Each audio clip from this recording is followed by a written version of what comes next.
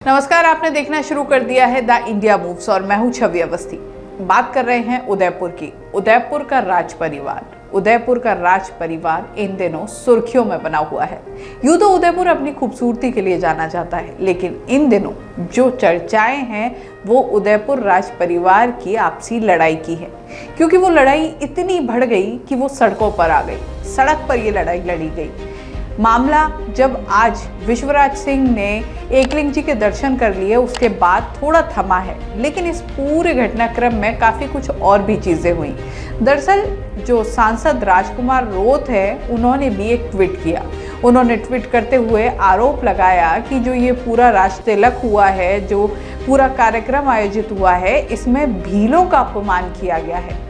उनका कहना है कि जब भी राज परिवारों ने लड़ाई करी है या जब भी राजा महाराजा लड़ने गए हैं, हर युद्ध में भीलों का स्थान बहुत ज़्यादा महत्वपूर्ण रहा है। सबसे ज़्यादा शहादत दी है उन्होंने, लेकिन इस पूरे कार्यक्रम में भीलों का अपमान किया गया है। ये कहना था राजकुमार रोत का। हालांकि इस दौरान जब उन्होंने अपनी सोशल मीडिया पर यह सब लिखा, मिली जुली प्रतिक्रिया का सामना उन्हें करना पड़ा। कई लोगों ने कहा कि अपनी राजनीति को चमकाने के लिए इस तरीके की बातें करना बेकार है। वहीं कईयों ने तो ये भी कहा कि जो राणा पूंजा थे, जो भीलों के लिए हमेशा सोचते थे, उनके जो परिवार के लोग थे या उनसे जुड़े हुए जो लोग थे, उनको बुलाया गया है। ऐसे में किसी भी तरीके से भीलों का कोई अपमान नहीं हुआ है। वहीं राजकुमार रोत का आरोप है कि इस पूरे कार्यक्रम में जो भील जाति है उसको कहीं ना कहीं पीछे छोड़ा गया, उसको वो दर्जा नहीं दिया गया जो दिया जाना चाहिए था। पहले से ही एक पूरा मामला चल रहा था जिसमें लड़ाई थी परिवार की, लेकिन वो परिवार की लड़ाई सड़कों पर आ गई और इस हद तक आ गई कि कई लोग घायल भी हो गए। जब विश्वराज सिंह सिटी पैलेस पहुंचे, उस दौरान उन्हें अंदर प्रवेश नहीं करने दिया, उससे पहले ही उन्हें नोटिस थमा दिया गया था।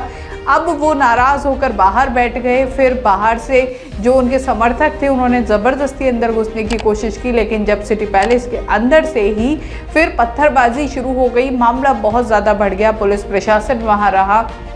अब जाके ये मामला कंट्रोल में आया है, लेकिन इस पूरे घटनाक्रम को एक नया मोड़ देने की भी कोशिश हुई।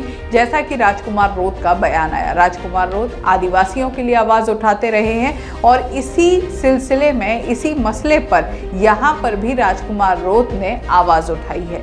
इसी के साथ एक और मुद्दा राजकुमार रोत ने उठाया और वो हाल ही में संविधान दिवस के दिन उन्होंने उठाया था। तब भी उनका कहना है कि आदिवासियों को जो अधिकार मिलने चाहिए वो नहीं मिले हैं।